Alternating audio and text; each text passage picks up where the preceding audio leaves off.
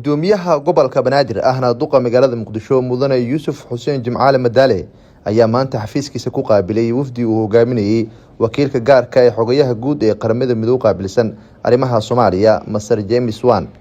Duqa magaalada Muqdisho iyo Masar James Wan ayaa ka wada hadlay sidii loo dardargelin lahaa mashaariicda ay UN ku taageerto horumarinta caasimadda sida dhismaha caasimadda, caafimaadka, waxbarashada, shaqo abuurka dhalinyarada, arrimaha barakacayaasha iyo xoojinta wada shaqeynta maamul gobolka Banaadir iyo qaramada midoobe. Wakiilka gaarka ee xogayaha guud u qaabilsan arrimaha Soomaaliya Masar James Wan ayaa ugu hambaliyay gudoomiyaha gobolka Banaadir ahna duqa magaalada Muqdisho mudane Yuusuf Xuseen Jimcaale Madaale in uu mar kale fursad u helay u khidmeynta dadkiisa iyo dalkiisa. Sidoo kale James Wan ayaa balan qaaday in uu si dhow ula shaqeyn doono maamul gobolka Banaadir. I was deeply honored this morning to have an opportunity to call on His Excellency, Mayor of Mogadishu and Governor of Benadir Region, to express congratulations on his reappointment to this important post. We discussed the critical importance of Mogadishu for the entire country of Somalia in terms of its significant population, its critical infrastructure, its economic significance, and we obviously look forward to Mogadishu and its people continuing to contribute to the life of the country. The United Nations has a long history of collaboration and cooperation with the Benadir Regional Administration.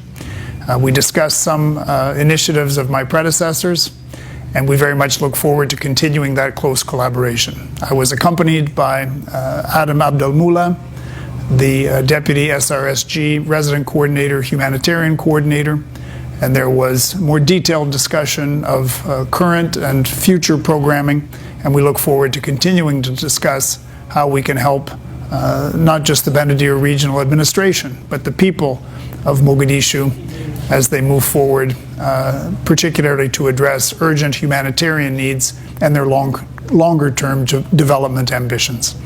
Thank you again, Mr. Mayor, for your very warm reception today.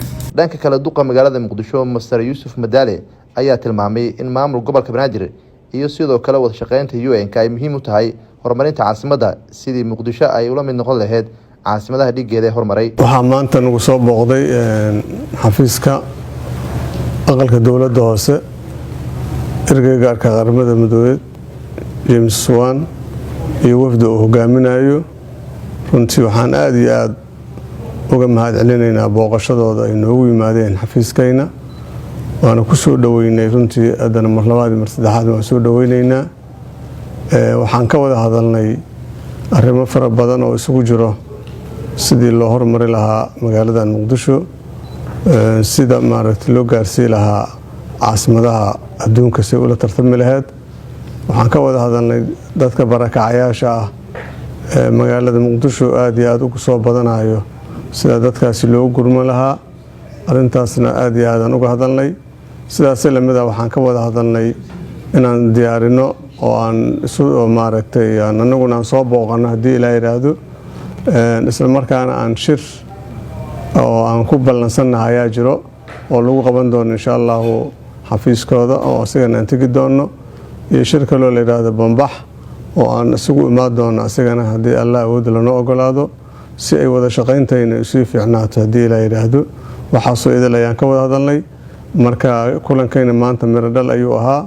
waxaan rajaynaynaa insha Allah inaan ku guuleysano waxa aan doonayno iyo himilada aan leenahay insha Allah higsigayna waana guuleysanayna hadii Ilaahay yiraahdo. waana mahadsantiin idinkuna aad mahadsantiin ayagana waan mahadcelinaynaa.